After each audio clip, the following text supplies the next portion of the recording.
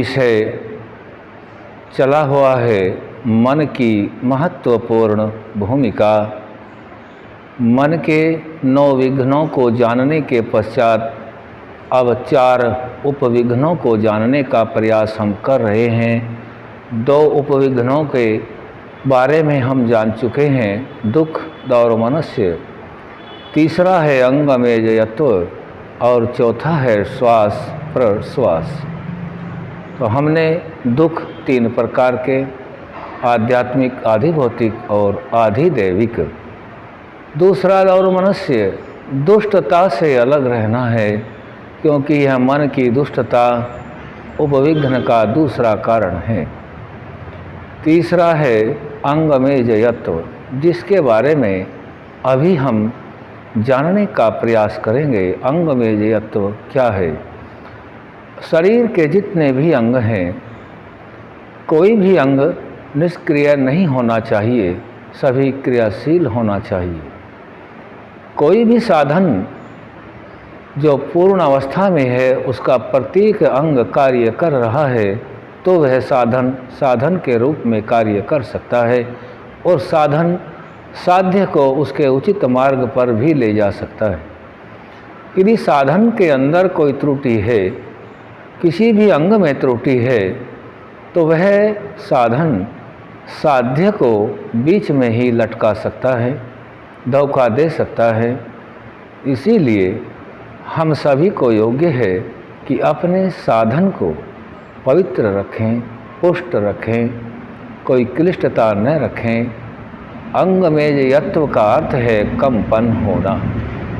शरीर के अंदर जितने भी अंग हैं, यदि वहाँ कंपन हो रहा है, तो अपना जो मन होता है वह उस कंपन के कारण उसी में लगा रहता है और किसी भी श्रेष्ठ कार्य को करते समय कंपन का होना एक आदर्श भी नहीं है, आदर्श नहीं है। इसलिए ऋषियों ने इस अंगमेजयत्व को तीसरा उपविघ्न के रूप में रखा है।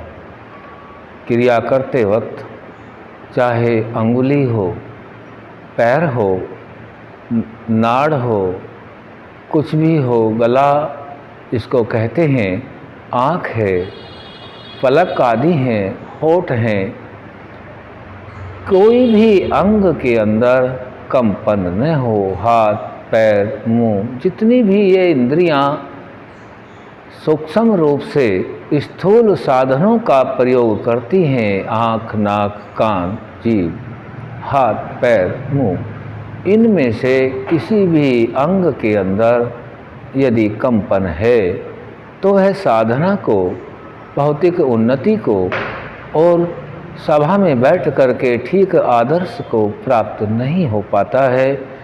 इस अंगमेजयत्व को ऋषियों ने मन का तीसरा उपविघ्न के रूप में रखा है। इससे बचने के लिए अपने आप को नियम संयम में आचार, विचार, व्यवहार, आहार इससे रखना होता है।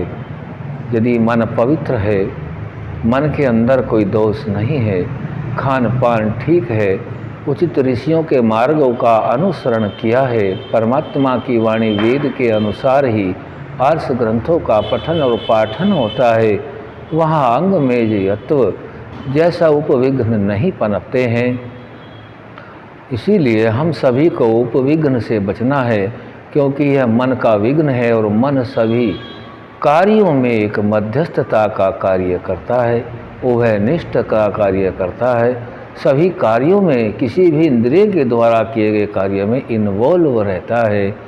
हम सभी को अंगमेजयत्व उपविघ्न से बचना है। ओम शम।